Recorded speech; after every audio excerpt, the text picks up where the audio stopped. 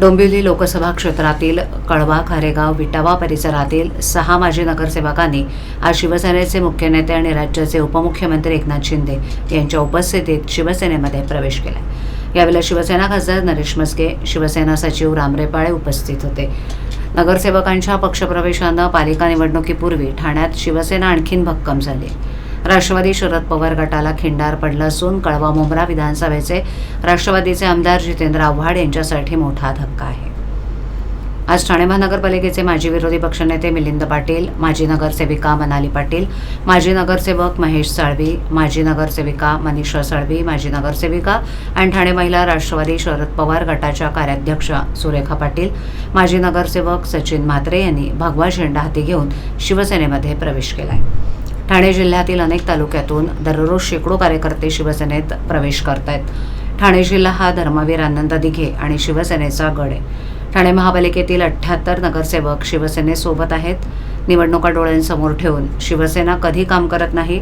शिवसेनेचे काम वर्षाचे 12 महिने 365 दिवस सुरू असतं, याचा अनुभव जनतेनं घेतलाय। त्यामुळेच एकनाथ शिंदे यांच्या नेतृत्वावर विश्वास ठेवून विविध पक्षातील लोकप्रतिनिधी शिवसेनेत प्रवेश करत आहेत।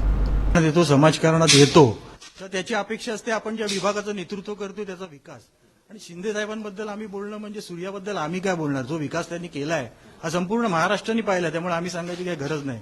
आणि मुळात म्हणजे आम्हाला विकासाची एवढी सवय की ज्या जितेंद्र आव्हाड सारख्या माणसाबरोबर कामं केलेली आम्ही माणसं, पण केवळ आता सत्ता नसल्यामुळे मधल्या काळामध्ये आमच्या कळव्याचा विकास रखडला होता की बाबा सत्ता आज येणारच नाही वगैरे असं आमचं बिलकुल म्हणणं नाही। पण वेळ आमच्या कळव्याकडे नाहीये, कारण महत्वाचा जो मुद्दा आहे आमच्या कळव्याचा रिडेव्हलपमेंटचा किंवा नवीन डीपी प्लॅनमुळे जो कळव्याचा ज्या पुनर्वसन अशक्य होतील अशी परिस्थिती निर्माण झाली आहे। या सगळ्यांना जवळजवळ 40 वर्ष जुन्या बिल्डिंगी आहेत। आज लोकांना 5-1 वर्षात त्या बिल्डिंगी खाली कराव्या लागतील। काही लोक इमारती रिपेअर करतायत, पण स्टॅबिलिटी सर्टिफिकेट 3 वर्षाच्या वर मिळत नाहीये। त्याच्यामुळे मग येणाऱ्या भविष्यात जर आताच विचार नाही केला तर कसं काय होणार आहे। आणि शिंदे साहेबांशी आम्ही बोललो, या विषयांवर चर्चा केली, त्यांनी या सगळ्यांना आम्हाला आश्वासन दिलं।